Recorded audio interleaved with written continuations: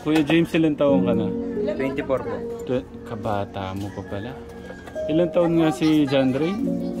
5 taon po. 5 taon. So 19 kayo nagsama. Ilang taon kayo nagsama? Ilang taon 18 po. 18. Parehas po kami ng edad. Ah, okay. Okay lang ba na makuha yung pangalan ni ate? Ang pangalan natin? Judy Ann. Judy Ann Santos.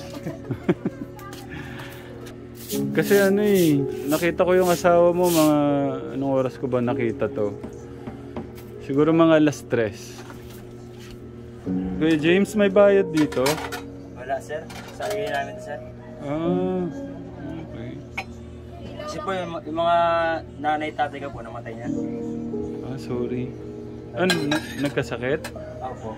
Anong sakit nila? Komplikasyon Sa? sa baga, sa respiratory po. Respiratory system.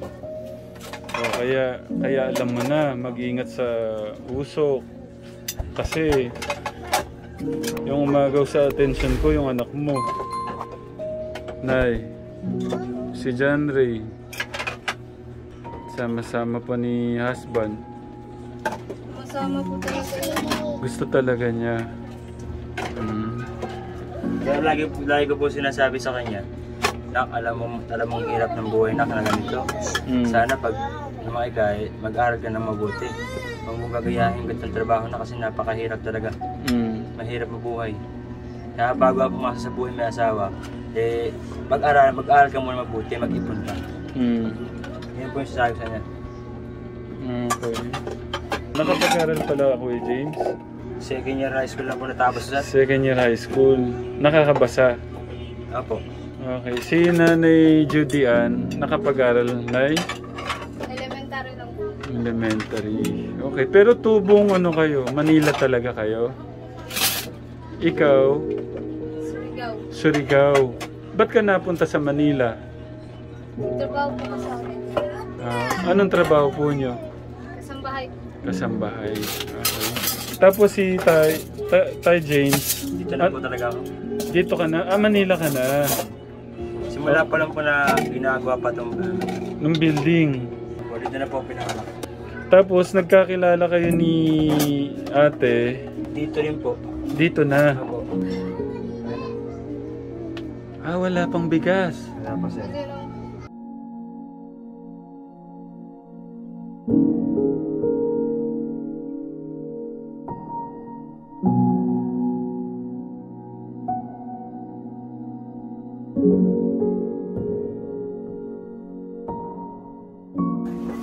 Ayun, so dito siya bibiling bigas.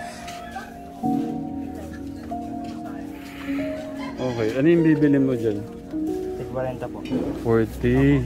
Bakit hindi yung 36? Okay, pati masarap. Para daw masarap. Okay. Kanin mo kanin. Upo.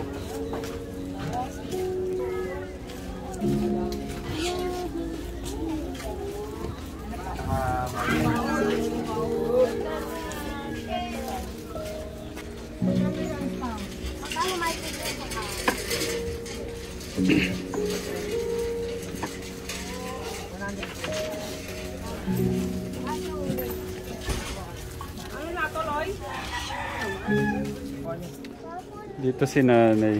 Ayan, congratulations. Ilang days na, parang araw pa lang yun, oh. Araw pa lang po. Ilang days na po? Ay, nag-break. Ilang days? No. Wala. Ano ba to? Hindi niya alam. Kaya po, 2 weeks na po. So, 2 weeks, 14 days. Tsagaan lang din po. Kasi po pag hindi tayo matyaga, wala. Kuha asenso. Oh, yung kilos mo kanina, kita ko napakabilis. Ba't pilit kang lumalaban? Para sa pamilya ko na rin po. Tsaka po para sa mga hutang ko. Paano ka nagsimula sa pangangalakal, Kuya James? Simula po nung nag-rebelde po ako sa magulang ko. Bakit? Sa father ko po. Kasi grabe po sila kasi mabugbog sa akin. Pag ginugulti po nila ako, na hubot-hubad, Tapos pinapalo po ako ng wire, tubo, kung ano po ihampas nila sa akin. Naisip po, naglayas po ako ng 1 taon. Nahanap po nila ako niyan. Napunta po ako doon sa Divisoria. Natuto po ako magbisyo. Buhay ko na pariwara. Minsan, natrabaho ko parang wala rin. Kasi minsan di ako nakakaipon. Sabi ko sa sarili ko, lahat ng ginawa ko nung kabataan ko, babaguhin ko na ito. Iiwasan ko na lahat. Pati po pag-iinom, bihira lang po ako uminom, sir. Umiinom lang po ako pag may birthday, ganyan. Pag niyaya lang ako. Pero pag wala, hindi na po ako umiinom, sir. Iniisip ko po kasi yung kinabukasan. Pag uminom po ako, pag nalasing ako, paano yung panggastos namin kinabukasan? Nahihirapan na naman po ako maghagilap niyan. Ang utang, dito po, ang hirap po kasi mga utang dito, sir. Pag may utang ka pa, sir, hindi ka pa bibigyan. Kaya ang gagawin mo yan, kahit wala silang pagkain dito, sir, iiwan ko yan, sir, mapangalakan lang ako, sir. Iniisip ko kasi yung baby, sir, eh. So, yung nanay, papadede po kasi siya, kaya kailangan niya po. Minsan, ulam namin, sabit bahay galing, hinihingi lang ako. Ampun lang kasi ako dito, sir. Ampun lang po, kaya ganun yung maltrato sa akin ng stepfather ko dati. Nung maliit ako, pinampunan nila ako. Nalaman ko lang po, medyo ako ng 14, 12. Yung ate ko po, hindi na klase ko. Grade 3. Hindi na klase ko siya. Doon ko po nalaman. Tapos sinama niya ako sa squatter. Kung nasaan yung tunay kong magulang. Pero ang tatay ko lang po yun. Yan, nanay ko po kasi patay na. Tunay kong magulang patay na. Sa ngayon po, dito sa stepfather ko, dito na po ako lumaki, sir. Sila na po yung nakatuloy ng magulang. Pero hindi ko po ikinakahiya yung tunay kong magulang kasi kahit paano, sila rin po yung naglabas sa akin. Sa kanila po ako nang galing. Kaso, sa ibang alam po ako lumaki. Ilang taong ka nung naglayas ka sa inyo? 11-12 po, sir. 11. So 11 pa lang, nagrebelde ka na. Yes, sir. Anong natutunan mo doon, Kuya James? Sa sa paglayas at pagrebelde mo? Malaki, sir, kasi naranasan ko na po ang hirap ng buhay nun, eh. Samantalang binata po ako, wala pa akong asawa. Samantalang dapat ang buhay bata pa ako, masaya. Ang naranasan po kasi hirap. Umidad ako ng 12 anyos, nagkargador po ako sa Divisoria, sir. Nandito po ako magbisyo. Tapos, kung ano-ano pong mga bulastugan ang ginagawa ko nun, sir. Natuto po ako mag-snatch. Tapos, magnakaw. Nung naranasan ko yung ganong buhay, yung snatch, pagnanakaw. Nung napaisip ako, tama ba itong ginagawa ko? Parang may mali, sabi ko sa sarili ko, sir. Kaya ang ginawa ko nun, sir, naghanap ako ng trabaho. Trabaho ako nun. Ilan taong ka nun? Trabaho na ako nun, sir. 13-14. 14. Yan nun na ako trabaho. So ibig sabihin mga 3 years kang parang nagpalutang-lutang gano'n. Sir. 3 years. Nagtrabaho ako. Hindi ko naman naisipang mag-ipon kasi dahil sa layaw ko nga, sir, sa kagustuhan. Bumili ng ganito, sumunod sa uso. Kaya minsan wala naipong pera, wala na itatabi. Kung anong kitain ko, binibili ko ng gusto kong damit. Kasi binata ko, sir, eh. Kung may binata pa, eh. Tapos hanggang sa napadpad po ako, sir, ng probinsya, sir. Nagtrabaho ako sa probinsya. Anong trabaho? All around po ako, sir. Taga-linis ng baboy, taga-pakain ng baboy, taga-hugas ng pinggan, taga-luto, tapos delivery boy, taga-hatid ng estudyante sa eskwelahan, tapos taga-magpanak po ako minsan. Taga-magpanak po ng baboy. Kala ko. Ang sahod ko lang po nun, sir, sa probinsya, sir. 2,000 lang, sir. 2,000? Ako, sir. Pinagtsaga ako nun, sir, eh. Binata pa po ako nun, sir, eh. Kaya pinagtsaga ako mapunta sa malayo, eh. Tapos nung lumuwas ako dito dito ko siya nakilala nung umuwas ako dito ng Maynila. Nawala pa nga po yung kasalubong ko sa magulang ko eh. Naiwan sa jeep. Kasi sobrang pagod po. Magpag-aalala sa magulang ko. Kahit ginugulpi po nila ako, bumalik po ako dito. Sila pa rin po yung binalikan ko.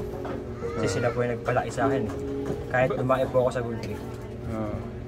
Bago ba sila nawala, napatawad mo na sila? Humingi ka ba ng tawad kung may kasalanan ka sa kanila? Opo. Hindi po ako marunong magtanim ng sama ng loob, sir. Magagalit man ako, saglit lang. Mawawala ka agad. Di po yung galit na pinapahaba, pinapatagal. Hindi po ako ganun, sir eh. Kasi wala naman din patutunguhan kung magaganon tayo. Nawala ba sila na okay kayo, ganon? Or... Yung stepmother ko lang po. Okay. Yung tatay ko po, habang nahihirapan tatay ko, nakikita ko po siya, sir eh. Hirap na hirap to, sir. Parang iniisip niya na gusto niya na sumuko. Pinipilit niya kasi dahil sa akin, sir eh. Sabi niya, parang, nak, pag ako nawala, nak, bahala ka na sa bahay ah. Ikaw nang bahala sa bahay kasi nanay mo nawala. Si mama kasi, sir, kinuha ng kuya niya kaya nagkagulo po yung tatay ko na paralyzed. Bali ano yun, sir, pangatlong stroke na, sir. Bago siya na nabawian ng buhay. Ano yung pinakapangit na karanasan mo sa Divisoria? Yun po yung nagbisyo, tapos tutong mag-snatch, tapos magnakaw. Yun po talagang pinapangit yun na nangyari sa buhay ko. Unang-una na po doon yung pagnanakaw, pang-snatch. Tapos pangalawa yung bisyo. Girlfriend? Wala po akong girlfriend. So ganun muna. Kasi nga po, hilig ko lang po, kalayawan lang po ako nun eh. Kalayawan lang. Pag nakakuha ng pera, kain dito, biling damit dito, computer dito, biling kung ano-ano. Yan po ang nangyari sa akin nun. So ngayon sa kalagayan ng buhay niyo, ano yung gusto mong sabihin sa ating Diyos?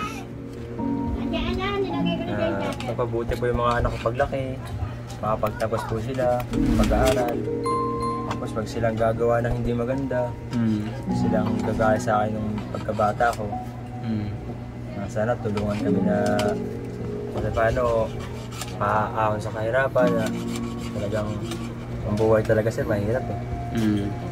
Kaya sabi ko, pinandadasalan, nanalangin nila bago matulog, sir. Baka meron kang aral na gusto mong i-share sa mga makakapanood sa kwento ng buhay mo. So lang, sabihin, huwag tayo maging pagmataas sa kapwa. Wala, maroon tayo magpakumbaba. Dapat matuto tayong bilingon sa pinanggalingan natin. Tama. Kung saan tayo nagmula, dapat alam mo siya.